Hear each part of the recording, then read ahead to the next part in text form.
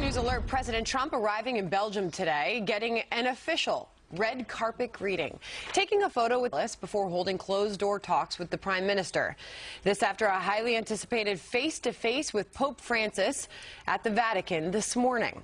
The president telling reporters they had a, quote, fantastic meeting, and the Vatican releasing a statement saying the two men discussed, quote, the promotion of peace in the world through political negotiation and interreligious dialogue. Tomorrow, Mr. Trump will attend a key summit of NATO, which Mr. Trump has repeatedly criticized and threatened to leave. We'll have much more on the president's trip coming up. Fox News alert: Great Britain on high alert after the Manchester concert attack that left 22 people dead and scores more injured, many still in the hospital, a lot of them children. The nation raising its threat level to critical, which means an attack could happen at any time. This as we learn the suspected suicide bomber, a British citizen born to Libyan parents, was known to security forces, and it's unlikely he acted alone. This is Outnumbered. I'm Sandra Smith. Here today, Harris Faulkner, Meghan McCain, co-host of After the Bell on Fox Business, Melissa Francis, and today's #OneLuckyGuy, former Republican presidential candidate, Fox News contributor, and radio talk show host Herman Cain is here, and he is outnumbered. And Herman, we very much look forward to getting your perspective on all these events happening today. I'll be happy to, and I love these odds, okay? I'm not complaining. It's nice to have you here. Thank you. It's delightful, delightful. Happy to be back again. All right, important time. Let's begin. British police saying 4 people are now in custody in connection with Monday's horrific concert bombing, as British authorities race to prevent another attack that they say could be imminent. This as a community and a nation are reeling from the innocent lives lost. Among the dead, as we reported yesterday, an 8-year-old girl believed to be the youngest victim, there to see pop star Ariana Grande with her mom and sister. Also killed a brave aunt who shielded her niece from the explosion, and a married couple who leave behind 2 daughters, now orphaned. Meantime, we're learning the suspected suicide bomber, Salman Abedi, was on the authorities' radar and had reportedly returned from Libya recently. A shocked neighbor who says Abedi seemed like a normal soccer-playing kid expresses concern that he and others may have missed the warning signs. The fact that he's been able to live there for so long and, you know, sort of live under the radar and live in obscurity, it's appalling. You know, I think we're all still asking ourselves the questions of, well, how could we not have known? Senior Foreign Affairs correspondent Greg Palcott joins us live from Manchester. Greg? Hi, Sandra. Yeah, we heard from authorities a short time ago, and they confirmed what we have been reporting for a bit now, that it looks like, in their words, there certainly was a network backing up, supporting the guy that committed this terrible act at the arena behind us on Monday night, killing and injuring all those young people, people, frankly, of all ages. The police have been active in trying to rout out this network. There have been raids today. 3 people arrested today. Another raid right in the center of Manchester today. All told, as you noted, 4 people under arrest, in custody, thought to have some kind of connection supporting this attack. The terror threat has been increased here in the UK to the most severe, the critical level, and that means that the authorities think that perhaps another attack in the similar vein could be in the offing. That means definitely we're beginning to see British troops on the street in front of key installations like Buckingham Palace or the Parliament, the Houses of Parliament, as well as at big events like a huge football game happening this weekend in London. And we are learning more about the attacker. His name, Salman Abedi, 22 years old. As you noted, he's British-born, of Libyan refugee parents. The family was described as conservative, but all reports are now saying that he was radicalized in the last couple of years, perhaps had contacts with extremists in this area, did make that trip, definitely to Libya, just before this attack, and maybe had contacts with ISIS itself in Syria itself. This is, yes, the big story here, the casualties, the victims, the dead, the injured. The latest update today, 22 dead still. 64 now in the hospital. We've been here for 2 days, and no one has recovered enough to leave the hospital. 20 are said to be in critical condition, many of them young. These victims are in 8 different hospitals of all ages, really, including, for example, parents of the young people who went to this concert. Among those killed, parents, husband and wife, in fact, waiting for their children to come out.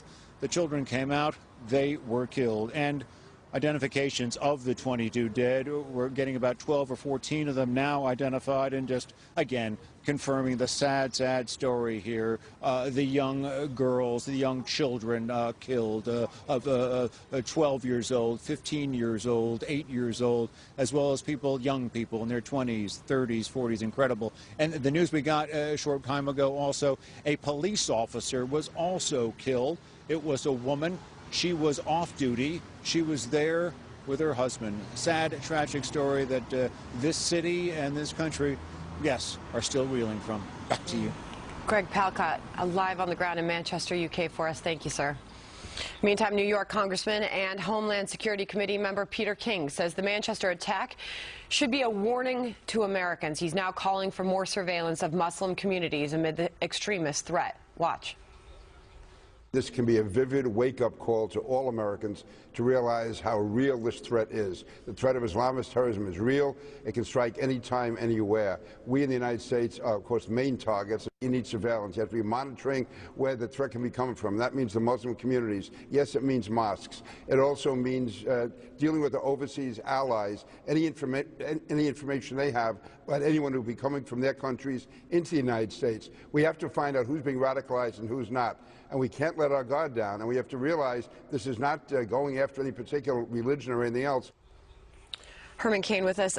Are we being realistic as a country about how realistic this threat is and how great this threat is to us? I don't think so. Not yet. And when Representative King was talking, it reminded me of the fact that one of the things that they've been doing in Europe that we're not doing here yet is that they have allowed isolation in some of these communities rather than insisting upon becoming a part of that community. Secondly, you must let the authorities do their jobs. They had this guy on a list. They had identified him, but because of suspectedly political correctness, they didn't nab him and pick him up. And so I think the wake-up call for us back here at home is allow the authorities to do their jobs. The good news is President Trump has said to the authorities of all of the different agencies, I've got your back. We have your back. That's what they need to be vigilant about, not worried so much about. You say that, but Harris, something you and I have talked about on this couch many times.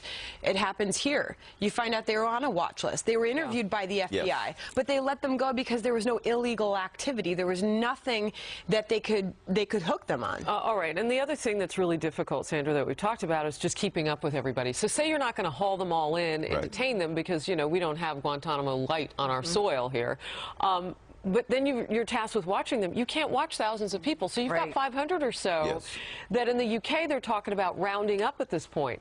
Can you imagine the backlash politically if they do that? But can you imagine the necessity for them to do that when the Prime Minister of the UK yesterday, Theresa May, said, well, you know what? This is imminent now. I'm raising the threat level to critical because another attack is imminent.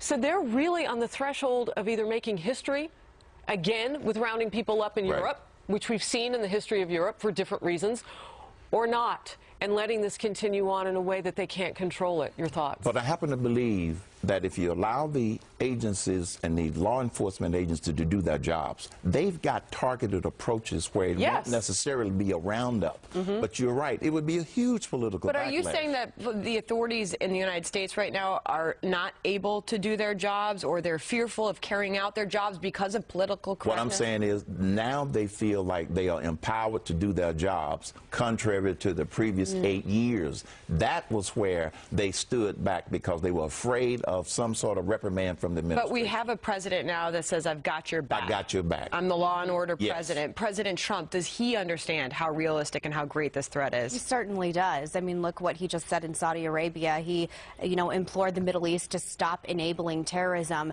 What I want President Trump to do as soon as possible is to meet with Silicon Valley. This terrorist had a record on Twitter of saying incendiary things. Had it been flagged, maybe God knows this could have been stopped. I'm sorry, but if Instagram knows what shoes I was looking at on Zappos and can put an ad up in my feed that afternoon, they can find out what terms and whatever is flagged for Muslim extremist behavior on the internet. So the idea that they can't do this, I think that's complete and total load of hogwash. Or if Twitter's so quick to bring down nudity or anything like that. We see that time and time again, Melissa. Why not this? There were red flags. Well, there's another component to this, and when we don't know, there's so many reports out right now. We've got to really go through and see what is accurate. But were signs to family members and to friends, and that's kind of, it almost makes me think of some of the shootings that have been here in the U.S. for totally different reasons, but for the family and the parents, there were signs, and we have to get a point where the people who are closest to someone who might be doing this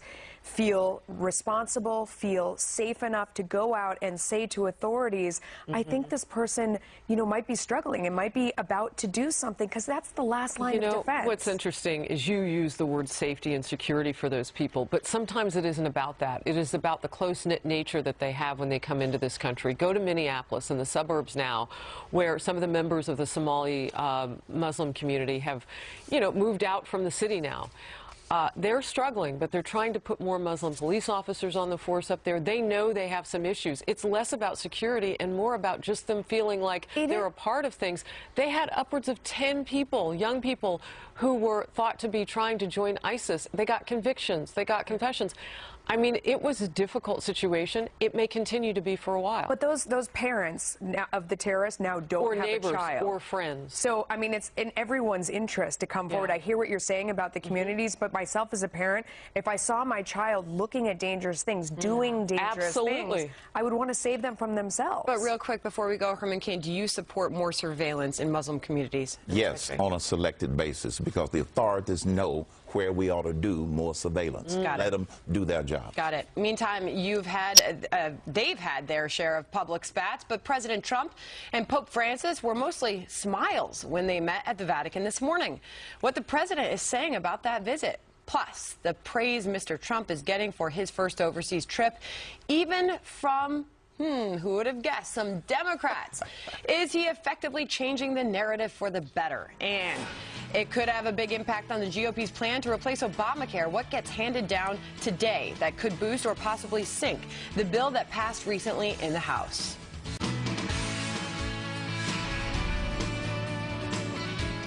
President Trump marking day 5 of his first overseas trip, in which he's visiting the homelands of Judaism, Christianity, and Islam, as well as conducting meetings with America's allies.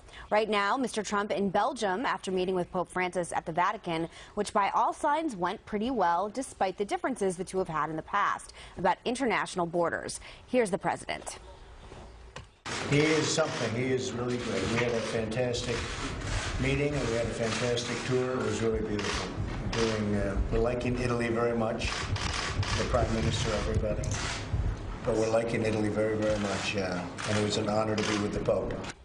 All this as President Trump's first foreign trip is generally getting positive reviews in the mainstream media, even from former Obama and Clinton loyalists. Says Anita Dunn, a Democratic strategist and former advisor to President Obama, quote, "The trip so far has gone as well as they could have desired. The visuals have been good by and large, and he looks presidential." And John Podesta, who chaired Hillary Clinton's failed presidential campaign, grudgingly giving praise. I think he's doing okay, but I think it's pretty scripted. It's a pretty scripted trip. So he's basically not interacting with the press. He's reading words off the teleprompter, and I think and he's in very friendly audiences. All right, everyone's laughing on the couch because this is the man. Can I just, he's the guy who just the other day said that Hillary Clinton lost because of James Comey. Right. Okay, not because she ran a bad campaign. So that's an interesting comment. I didn't mean to cut you off, Megan, but we were all laughing. No, President Trump is getting pretty universal praise for this trip. Can I give you a theory from Politico that I think is actually pretty spot on? Other than the fact that he's obviously conducted himself extremely well in all of these countries, he hasn't been tweeting about cable shows, he hasn't been talking about his electoral win, and he hasn't been complaining about anyone treating him unfairly in the past 8 days. I think that that is a fair observation, and I think that has helped because every time he tweets, someone takes a word or a phrase and they run with it like a dog chasing a rabbit down a trail. And what Podesta said about is scripted. What president doesn't take these kinds of trips and they are not scripted? Are you kidding me? Is he supposed to just freelance all around the world? Yes, it's scripted, but all of them are. I don't think he's been that scripted. The ceremony when he got to Saudi Arabia with everyone dancing, it actually seemed pretty casual to me, Harris. The schedule has been scripted. That's the way it's supposed to be. What's he going to do, fly over there alone? He's the president. No, exactly. So that comment, that's why we started laughing. I know that's why I was laughing. I said, he's out of his mind. But the fact that he has not done as much tweeting is a good thing. But he should not give up tweeting. He just needs to be more controlled with his tweeting. Mr. Kane, do you think he has successfully reset his narrative? Because things were a little rocky when he left. Yes. I have described President Trump domestically as setting a new positive tone from the top. This trip said to me, he's also setting a positive tone for the world. And I think what you said in your introduction of this proves that. And that's what's driving liberals crazy. That's why their heads are exploding. But they wanted him to fall on his face. But do you have faith he could keep that momentum when he comes back to Washington, or is it going to be Russia, Russia, Russia? It's going to go right back to what they've been doing because they suffer from something that I call TDS, Trump Derangement Syndrome. The media isn't going to change. You're hilarious. They are going to forget all about all of the positives when he took this trip. They're going to revert back to TDS. You know what? Like I'm writing some of this down, these acronyms. It harkens back to 999. Yep, you got it. Yeah. TDS, watch it. Okay, I'm with you. You're the ultimate marketing. So what I think is interesting about the narrative right now, though, when you talk about him coming home, he's getting ready to obviously meet with the Prime Minister today. They're talking, and that's one thing, and we'll get some hopefully tape spray from that shortly. But tomorrow, NATO. Yes. And remember some of the things that this president has said about NATO being obsolete. He's recently softened that language. But he's owning the world stage right now as the president of the United States. They want him, those 28 members that are going to sit at the table tomorrow, to sign on to the Collective Protection Agreement, Article 5. It's up to him whether he does that. So we can talk anything we want when he's back on U.S. soil, but right now the world is watching him on a different stage. And that could very well have some residual effect when he returns. And here's what I expect at the NATO meeting from the president.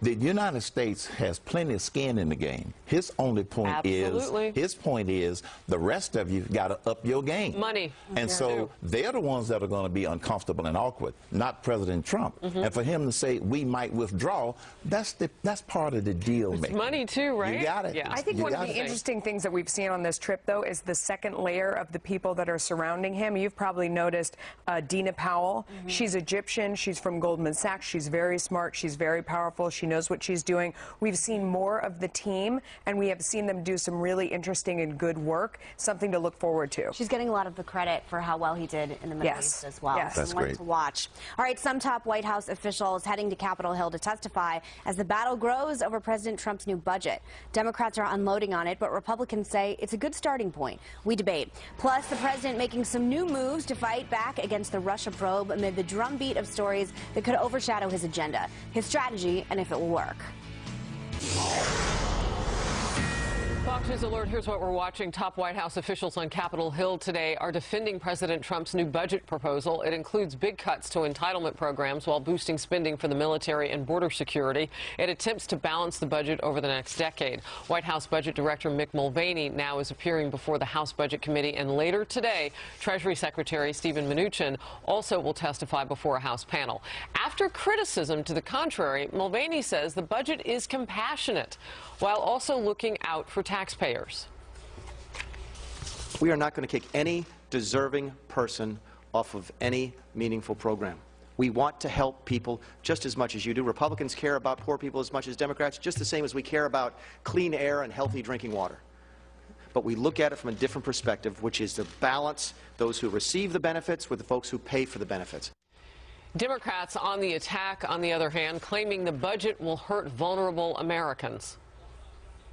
When you add it all up, the Trump budget is comic book villain bad. And just like comic books, it relies on fantasy to make all the numbers work. Donald Trump used these budgeting techniques in his business.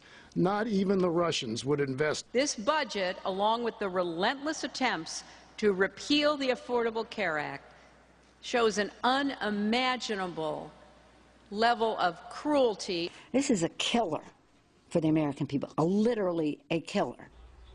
All right, we can get into the particulars of the budget proposal in a moment, but you know, you were saying something to me before that really impacted me. You said you can talk about issues while the president is off the U.S. soil, but you have a problem with what Democrats are doing right now. What is it? It's that they're really belittling their own supporters, and they're belittling the American people who are listening to this garbage, and that's what it is. Schumer is the comic, along with all these other Democrats. They haven't even looked at the budget. Here's what maybe they understand, but they don't admit. It's a blueprint. What do you do with a blueprint? You send it to the House, and they build the structure. Some of the things are going to get changed. Then it goes to the Senate. The Democrats haven't even attempted to try to work with this president. But at the same time, Herman, not only that, they're not even addressing the root of the problem. Correct. They're not talking about the mountain of debt that we face. Right. No. $20 trillion in debt this country is facing. Yes, and as a matter of fact, this is a statistic. In the 8 years of the Obama administration, not one budget proposal even suggested balance. Right. Not one. And this one is the first one that does propose to balance the budget. But yes, there are going to be some fights and some pulling and gnashing of teeth, but you now go to build the structure, send it over to the House, they're going to tweak with it, the Senate, hope they don't screw it up, then get it to the president. Yeah. All right, actually, House Speaker Paul Ryan had some words about this whole balancing the budget. Let's watch it. For the first time in 8 years, we actually have a president now who is proposing we balance the budget. We've never had that with Obama. He never even tried to balance the budget, let alone even propose to balance the budget. So we now have a president saying, I agree with congressional Republicans, let's balance the budget. And so what I see is a president keeping his promises. Megan? You know, I don't know as much about the economy as the two ladies that work on FBN, but I will tell you something. I have never seen such intense reaction on social media than when politicians bring up all the pork and waste on all the dumb stuff we spend money on in our government, everything from the notorious bridge to nowhere to mating habits of grizzly bears in Alaska. If I were helping mold this, because the narrative is important here, I would go with a fine-tooth comb and say, this is all the stuff you're paying for that is, I think we can all collectively agree, not a priority and borderline meaningless, and go through and tweet it. My father has done it. Senator Colburn, who was, you know, Captain Dr. No, I think his nickname was, we're notorious at this. And I think if you bring up all that we will be saving because of all this pork and BS, I think it would help with what Nancy Pelosi Bond saying. Character there. Yeah, I think Mick Mulvaney, who we heard at the beginning, I am such a huge fan. He is so terrific at messaging, because the problem that the right has is with expressing why there is compassion in what they're doing and why it's not about trying to kill children, which is ridiculous because we don't let anyone die in this country for lack of medical care. Why is it a problem for them? But the way he said it, when he says we are going to judge compassion by how many people we help off these programs, as opposed to how many people we keep on these programs. We have to have compassion for the people, for the taxpayer, for the people who are sending, balance that with compassion for the people who are getting services. He is such a great speaker. He's so great at doing it in a passionate, concise way, and he doesn't take any BS. But he did spell it out really well, and his messaging was extremely strong yesterday. I agree with you, because Republicans, to put the onus on them for a second, have had a messaging problem with this. Why is $20 trillion in debt bad? What does this do to the economy? He's right now forecasting 3% growth. He says, you know what, we should be way more ambitious than that. That barely gets back to normal in this country. He also pointed this out, and it painted a very clear picture. If you're 30 years old in this country right now, you've never worked and lived in a healthy, robust U.S. economy. Right. You've never been able to say, I'm going to quit my job because I can go get another one. It is sad. That is so sad. I mean, I'm 32. I mean, I'm Yeah. a little over it, but like, I mean, and another messaging, you know, tactic that I would take is the fact that there are a lot of millennials in here, which is why they were so drawn to Bernie Sanders, that feel like their future has been completely robbed of them. And again, pointing that out, that if you're 30 years old, you don't have a future. The messaging was highly pretty good powerful. yesterday. Very good. All right, well, President Trump hiring his longtime legal advisor, Mark Kasowitz, to serve as his private attorney in the federal investigation into his campaign's alleged ties to Russia. This amid reports the president plans to fight back by creating a war room to deal with a drumbeat of stories that could overshadow his agenda. Former campaign manager Corey Lewandowski and his former deputy David Bossie both said to be under consideration to head up that effort. And Politico reporting the White House may be taking a cue from previous presidents by, quote, developing a rapid response operation that relegates press inquiries to an office distinct from the White House's official press shop. As the Whitewater scandal threatened to consume Bill Clinton's presidency, his deputy chief of staff tapped spin doctors Mark Fabiani and Chris Lehane, who came to be known as the masters of disaster, to handle the affair. All right, so Herman Cain, do you think this is a good plan, a good strategy? Absolutely. President Trump, believe it or not, asked me for some advice before he entered the presidential race. Well, we would believe that. I only gave him one piece of advice: be prepared for lawsuits and counter lawsuits. He's now hired that attorney. I believe this is excellent. Secondly, the war room idea is also an excellent idea, because he now realizes being president is like being in a blender without the top on. And so he can't possibly, you know, draw all of these conclusions himself. He needs some help in getting the top back on the blender, Harris. Yeah. So let's talk a little bit back also the position that outside of having to clean up the floor after the blender gets going. Let's talk a little bit about the position, though, that his communications team and his press secretary team have been in. And this really takes the pressure off of them. We've been hearing reports that there may be, you know, some changes that happen. We'll report the news on that when it happens, so we're not going to speculate. But what this does is it allows those teams to concentrate on the day-to-day, and for the drumbeat that Democrats and critics would want to press against this president, there's a separate entity for that. Especially important when the president is not on U.S. soil, which is what I was alluding to. You've got drumbeat continuing, and he's over there. I call it narrative versus facts. It was resist, resist, resist. Comey, Comey, Comey. Russia, Russia, Russia. You know, just all of these drumbeats that you're talking about. So now you got a group that could either focus on beating back the drumbeat and being a resource to the official communications staff. TDS. Yes. Tag it. You like it? TDS. You know, I've had so many conversations about what's going wrong with President Trump's narrative, and I've started going back to people who have worked for politicians I know and who are complete and total utter loyalists. And as you know, because you ran for president, how you make a good campaign work, and I say this with absolute love and not in a negative or nefarious way, but you're the mafia boss if you're the candidate, and you have to have all your consigliaries who are ride or die to the end of time, who think you are the future of America and there is no one any different. So what was always bizarre to me is that President Trump had a lot of people in his communications team who weren't big supporters of him. Quite frankly, if you hire never Trumpers, you hire people who didn't believe in Trump from the beginning, of course your messaging is going to be off because you haven't experienced this journey with him.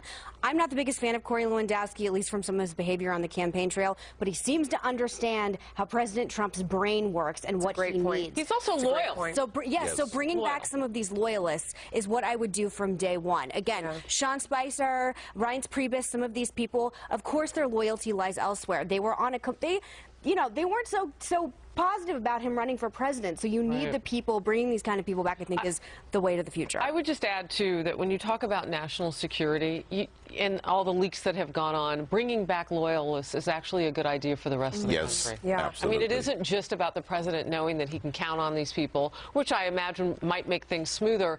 But with the leaks, if you put somebody in the war room also in charge of finding the leakers, it's better for all of us. You don't want those calls with heads of leaders leaking out and being, you know, all over the place in ways that you can't control it. I like the separating of the messaging. I think that makes a lot of sense. If you have one team that's specifically in charge of these issues that turn into hot potatoes, and you have the person, because we watched that press conference so many times in the afternoon, and you see it go by, and then amount of time that they get hung up on whatever the, you know, ridiculous story of the day is, and they don't get to the real business.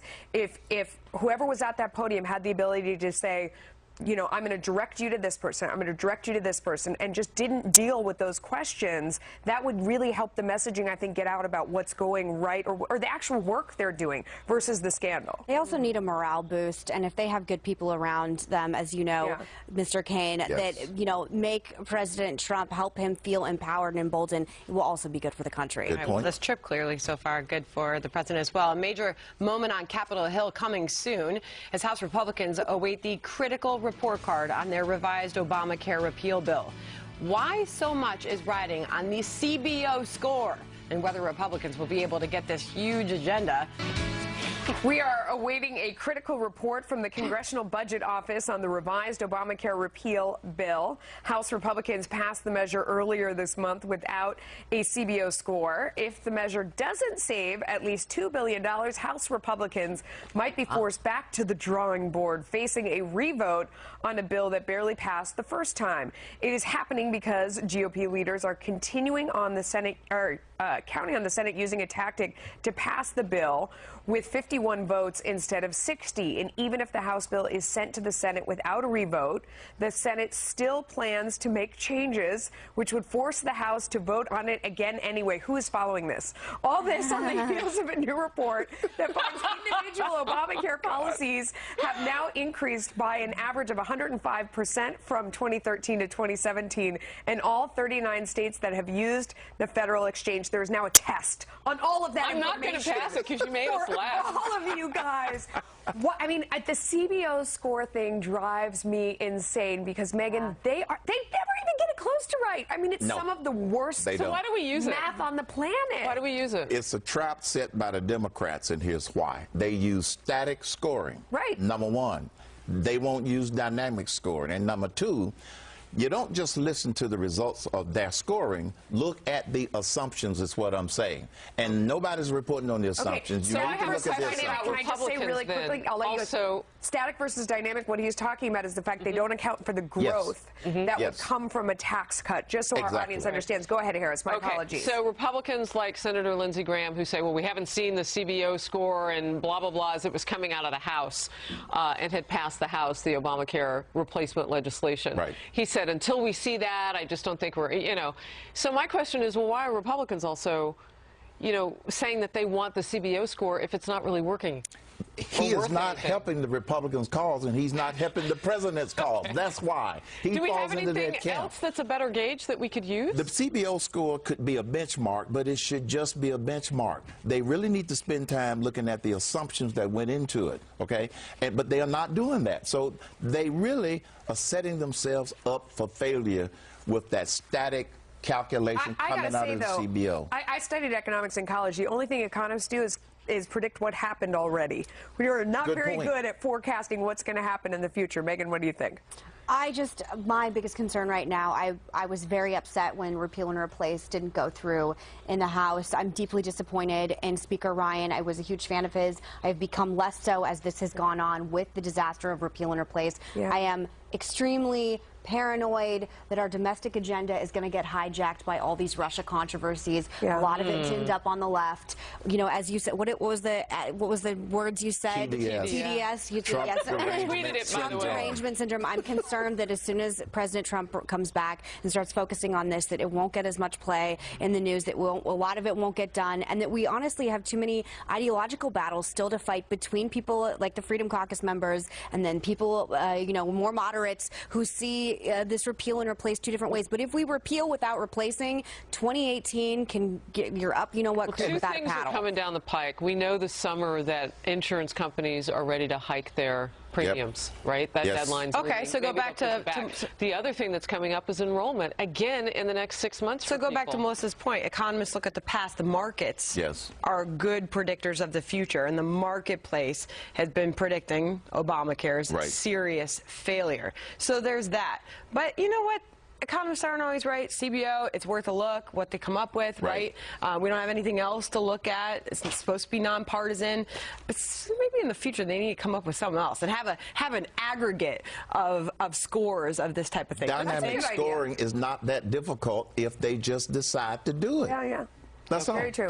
We're going to break in with some news right now. That situation half the world away in Manchester, England, just got a lot more interesting with the investigators now saying that they have arrested a 5th suspect. I'm going to look down at my phone. They are assessing a package. They put that in quotes. The Associated Press is reporting a package that suspect was carrying. Now, remember, they have fanned out away from that Ariana Grande concert venue where 22 people died and dozens of others were left injured. Most of the 22 under the age of 16, we should mention. So young girls at that concert, many of them with their parents. And so now they're looking now away from that scene at suspects, and they have arrested a 5th. Theresa May, the Prime Minister, has said that they are in imminent danger of another attack. So they are moving very quickly to scoop up as many and as much information as they can. All right, we'll move on. President Trump is taking some heat now from liberal co-host of The View for calling the terrorists behind the Manchester attack evil losers. So we'll stick on this topic, but we'll turn it a little bit. Was that